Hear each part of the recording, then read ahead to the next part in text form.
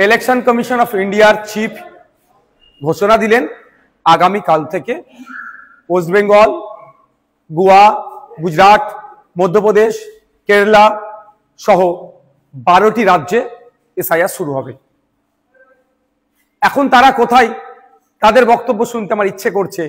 যারা বলেছিল পশ্চিমবাংলা এসআইআর হতে দেব না, করতে দেব না, তাদের অবস্থান কি? আটকাতে পেরেছে? আমি ডে 1 থেকে বলে আসছিলাম, যখন এসআইআর নিয়ে চর্চা হচ্ছিল, যে এসআইআর নিয়ে আপনারা আতঙ্কিত হবেন না।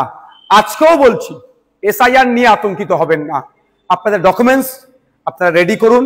ইলেকশন কমিশন অফ ইন্ডিয়া তার ওয়েস্ট বেঙ্গল সাইড থেকে, ওয়েস্ট বেঙ্গল স্টেটের সিওর মাধ্যমে যে এসআইআর করাচ্ছে, কোনো বৈধ ভোটারের নাম বাদ পড়বে না।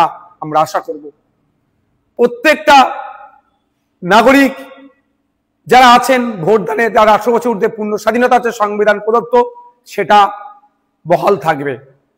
এখন প্রশ্ন হচ্ছে, যারা বলেছিল এসআইআর করতে দেব না, তাদের সরকার প্রায় 90,000 অফিসার ইসিআই কে দিচ্ছে দ্রুততার সাথে এসআইআর করার জন্য। এখন অফিসারগুলো এসআইআর করতে যাবে, বুথ ধরে যাবে।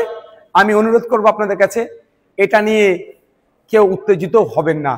কারণ এই অফিসার যারা যাবে, তাদের আপনারা একটা বিষয় নোট করে রাখবেন, সেটা তার নাম, তার কন্ট্যাক্ট নাম্বার, সে কোন ডিপার্টমেন্টে চাকরি করে, আর তাকে এসআইআর এর জন্য ইনক্লুড করা হয়েছে তার প্রমাণপত্র আপনারা নিয়ে রাখবেন। যদি অফিসার কোনো বৈধ ভোটারকে ডি ভোটার, ডাউটফুল ভোটার, অবৈধ ঘোষণা করে, তার বিরুদ্ধে আইনত লড়াইয়ের একটা জায়গা থাকবে। এই লোকটি কে ছিল, 1 নম্বর কথা। দ্বিতীয়ত, কেউ যদি আপনাদেরকে উত্তেজিত করার চেষ্টা করে, আপনারা কারো কথায় উত্তেজিত হবেন না। কারণ 2021 নির্বাচনের সময় তৃণমূলের নেতারা বলেছিল, সেন্ট্রাল ফোর্সের সামনে গিয়ে, সেন্ট্রাল ফোর্সকে আটকাতে গেলে ঘরে যা আছে, খুন্তি, ঝাঁটা, জুতো, কুদাল, এইসব কথা অনেক বলেছিল, গিয়ে দাঁড়াবে ওদের সামনে। এই করতে গিয়ে শীতলকুচিতে সেন্ট্রাল ফোর্সের গুলিতে 4 জন মানুষ মারা গিয়েছিল। আজকে 4 বছর অতিবাহিত হয়ে গেল, এখনো কিন্তু বিচার পেল না। তাই বলবো, কারো কথায় উত্তেজিত হয়ে এই ধরনের ভুল পদক্ষেপ নেবেন না আপনারা। দেখুন, এটাতে বেশ কটা স্টেপ রেখেছে।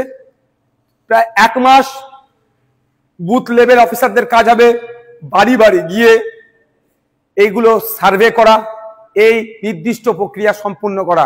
তারপরে পাবলিশড হবে। পাবলিশড হওয়ার পরে প্রায় 1 মাস, হয়তো কারো যদি নাম ইচ্ছাকৃত হোক, অনিচ্ছাকৃত হোক, বা ডিস্টার্ব বাদ পড়ে বা ডিস্টার্ব হয়, সেক্ষেত্রে তার বলার সুযোগ, অভিযোগ জানানোর সুযোগ পাবে। একটা অনেক টাইমের এটা একটা প্রক্রিয়া আছে। সুতরাং হুট কথায় কারো কথা শুনে উত্তেজিত হয়ে যাবেন না, কারো ফাঁদে পা দিয়ে ফেলবেন না। এবার আমি উদাহরণস্বরূপ বলছি, আমার বাড়ি জাঙ্গিপাড়া বিধানসভার ফুরফুরা শরীফ অঞ্চলের 90 নম্বর বুথে, আর আমি চিৎকার করছি, আপনার বাঁকুড়াতে অমুক বুথে নাম বাদ পড়েছে, বীরভূমে অমুক বুথের নাম বাদ পড়েছে। তার আগে আমার প্রথম কাজ হবে আমার বুথটাতে সকল ভোটারদের নাম ঠিক আছে কি না নাই, সেটাও তাহলে আমি একটু দেখে নেওয়া। যেহেতু আমি সমালোচনা করছি, এটা নিয়ে সোচ্চার হচ্ছি, আমাদের বুথের রাম কাকা, রহিম চাচা, ফতেমা মা বা সীতা মায়ের নাম ঠিকঠাক আছে কি বৈধ ভোটারগুলোর, সেইগুলো একটু আমরা দেখে নেব। যখন বুথ হয়ে যাবে, অঞ্চল দেখব সবার ঠিক আছে নাকি। অঞ্চল হয়ে গেলে বিধানসভা, বিধানসভা হলে জেলা, জেলার পরে রাজ্য। সুতরাং আমার বলার এটাই বক্তব্য, কারো কথাই উত্তেজিত হবেন না। উত্তেজিত তারাই করতে চাইছে যারা রাজনৈতিক কারবারিরা। এই রাজনৈতিক কারবারিদের ফাঁদে পা দেবেন না। আর এসআইআর নিয়ে অযথা আতঙ্কিত হবেন না। আপনার কাছে যে ডকুমেন্টস আছে যথেষ্ট এসআইআর এ, অর্থাৎ নাম থাকার, অর্থাৎ বৈধ ভোটার হয়ে থাকার। তারপরেও বলে দিচ্ছি আপনাদের, আমরা ইন্ডিয়ান সেকুলার ফ্রন্টের পক্ষ থেকে হেল্প ডেস্ক আমরা করছি, যে এবং ভাঙড়ের জন্য স্পেশাল হেল্প ডেস্ক আমি করব। ওখানে যদি কারো কোনো রকম যোগাযোগ, কারো কোনো রকম কোয়ারিজ থাকে, আপনারা আমাদের সাথে যোগাযোগ করবেন।